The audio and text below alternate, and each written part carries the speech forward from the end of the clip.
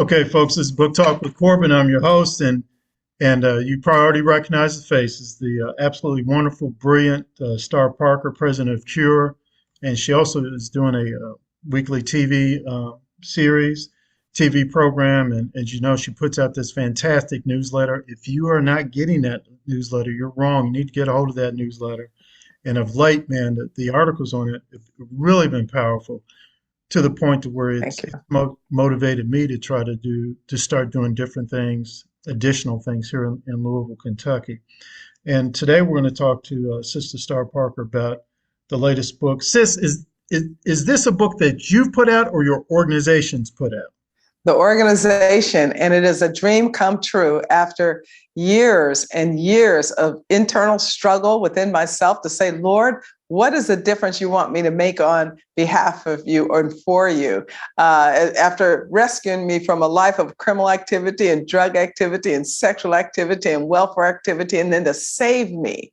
And then for me to get birthed inside from him, an idea to say, well, then go get the rest of them that are also trapped in the kind of lies that you believe. When I established Cure as a Center for Urban Renewal and Education, we were a policy institute, but it's taken us a long way to get here. But what I've always wanted to do was counter the narrative that we've heard for the last 60 years that America doesn't work for Black people. So this book, The State of Black America, is Cure. It is the alternative answers when we ask questions, deep questions, intellectual and academic questions about race and where we should be, where we've been and where we should be. What are the pitfalls? What are the promises? But it's from Black conservatives. You're going to see Ann Rowe in here. You're going to see Dr. William Allen, who has actually edited the book. He's a senior fellow here at Cure. You're going to see Glenn Lowry in here and many, many others that you're familiar with, assessing what has broken down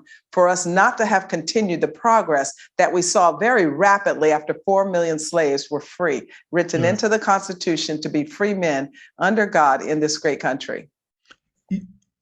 You know, when you just said, I wish more people knew about Dr. William Allen. I've interviewed him a couple of times.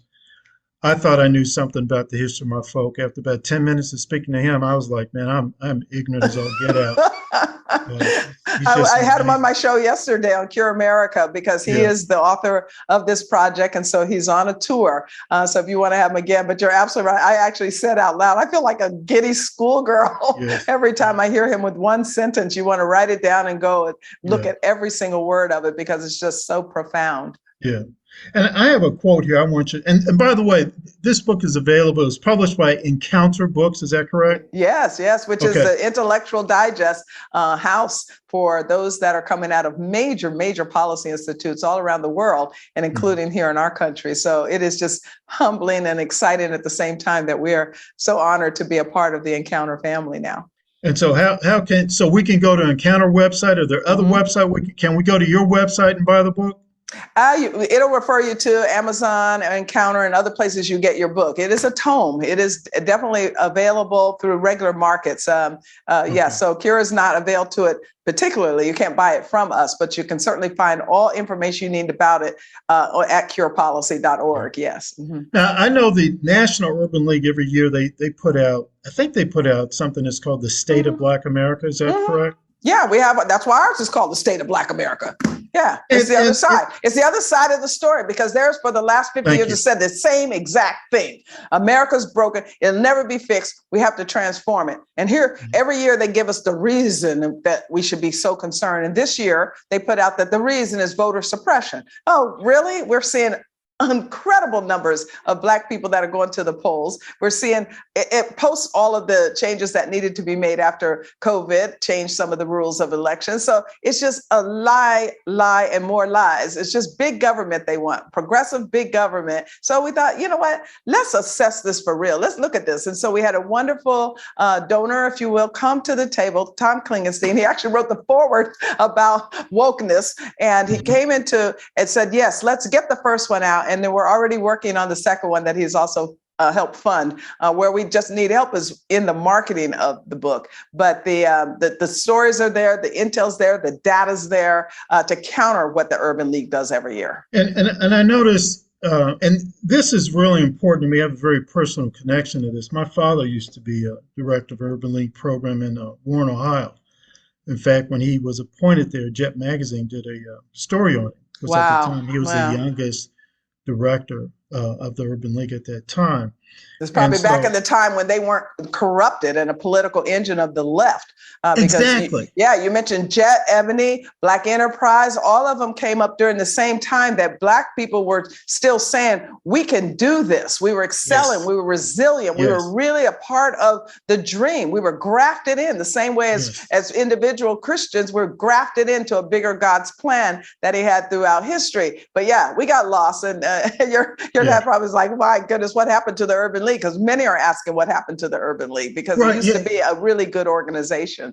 Yeah, and the one thing I noticed is that my father he really was the epitome of the American dream. Yeah. I mean, he wasn't talking a lot about government program or anything like that. He kept saying to me, "Boy, apply yourself. Mm-hmm. You can do this." So And were he was most parents. So were most Black parents at that time. No, right. we got lost. We took a detour off of what our ancestors wanted and desired and died for, enduring slavery, enduring Jim Crow, and we got lost. We bought the lie of the left.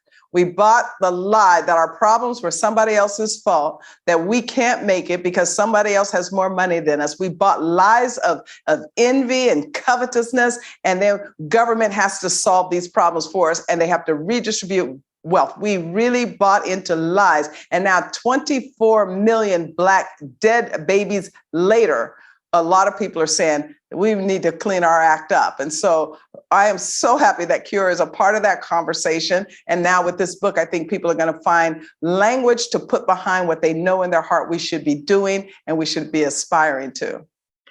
Sis, let me just say this. We're talking to Star Parker right now, president of Cure.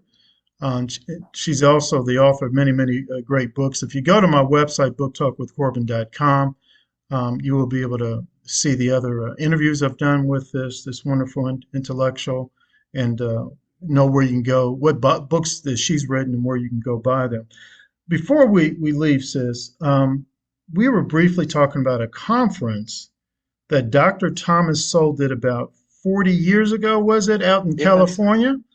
Was this not a gathering of Black intellectuals, Black That's conservative intellectuals? Yes. And then and not all Black conservative, not all Black, because Milton Friedman was actually there. And when Clarence Thomas went to that one, he was like a young intern. But yes, it was 40 years anniversary that this gathering that we just had a couple of months back, and this time in Texas, to see, have we progressed? They asked some of the same questions that were at the Fairmont Hotel 40 years ago when Dr. Sowell said, let's gather up some intellectual capital and try to address some of these concerns, because he saw early on that we're way off track. He himself was basically a communist, and then he saw the facts and said, we've got to pull our act together. So yes, the Old Parkland Conference was the revisit for that moment. Mm-hmm. And what was the month and year? And you say this was held in Texas, right? Oh, no, it's just a couple of months ago, about a month ago, when you saw the news where now Clarence Thomas was one of two that actually were at the 140 years ago that attended this one for the 3-day conference down there in Texas, in the Dallas area in Texas at the Old Parkland Conference. So you may have seen the news reports a couple of weeks back where they were trying to take out of context some of the things that he said about the court. He was asked a question about, the integrity of the court now that we've seen this leak about abortion. And he talked about, the distrust and how, you can't allow your court system to lose its integrity and the trust of the people to surround the fact that we have a Supreme Court. Rule of law matters. And of course, the left, they look for any and every reason to try to destroy that man's integrity, but they will never catch up with him. And he had us laughing the whole 3 days because he's just a brilliant mind, but he's also a fun person. But yeah, that's it. So no, it wasn't a year ago. It's just the 40th anniversary. It was supposed to have been a little while ago, but we got stormed out. So about a month ago, we had the meeting. Mm-hmm. Right. And I hope that more people study about those two conferences, because all too often, as a former Marxist, I know that we would be very selective in what we would sort of teach and say about Black folk. Mm-hmm. And so Let me interject here, because they will be able to find that information, because it was a compilation of different thinkers from different think tanks. AEI, the American Enterprise Institute, was one of the sponsors. The Hoover Institute, where Dr. Soul has put himself to give us so much data, so many books. And then also the Manhattan Institute out of New York. These are brilliant minds that came together with some other intellects around the country, policy thinkers like myself, media, a lot of the media guys were in the room, so that we can get that information out of them. Books were distributed. I came back ordering 100 copies of a book called The Poor Part of Town. And so I'm just cracking it open. I'm taking it over this holiday weekend to read that book. And I ordered other copies so that our clergy will be able to get a copy of it, because this is the kind of thought that is going into much that's coming out of AEI, Hoover, and Manhattan Institute. So we were just bathing in information. I wasn't even one of the speakers. There was just so many more profound people there. Judge Janice Rogers Brown spoke to us, and many, many others, in addition to Clarence Thomas. It was just a great 3 days. And if you can find that on AEI, Manhattan Institute, or Hoover, it would be worth listening to some of the dynamics of the room. You know, given people like yourself and Thomas Sowell and the late Walter Rodney, I mean, are you becoming more optimistic that more and more Black folk are going to be at least listening to, at least exposed to, the alternative? What I will often say, the other side, the right side, the conservative side. Are you more optimistic about that? I'm very optimistic, because I think what has happened after 2 years of COVID is people spent time and attention alone with God and being able to see into what is really in the mainstream now. They're looking directly in the eye of the LGBTQ community and what they have in store for our society. They're looking right in the eye of BLM and Antifa, these activist progressive groups that hate the country, and they're having to make decisions about, is this a good idea themselves? I think that a lot of Christian African Americans have deeper questions that need answering, but I also think that they're asking those questions now because of what we've been through the last couple of years. So I'm very optimistic, but I'm a pause, because we don't know if they're ready then to vote their values. And I think that there's a little understanding with Black Christians of how important voting their values is, because public policy is how we determine what the public square allows.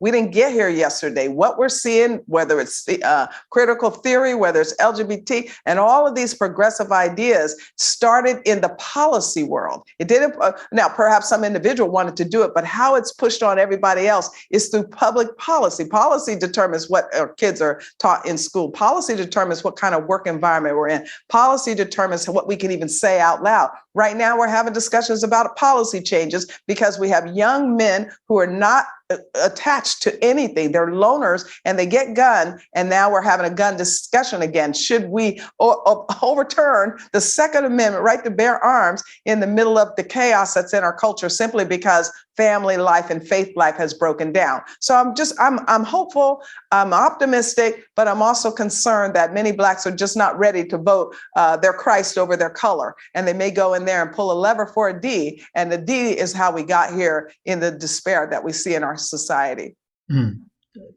Vote Christ over our colors. That's an interesting comment. But that's kind of comments, kind of thinking you can expect from Star Parker. Sister, thank you so much for taking time out of your schedule to speak to us today.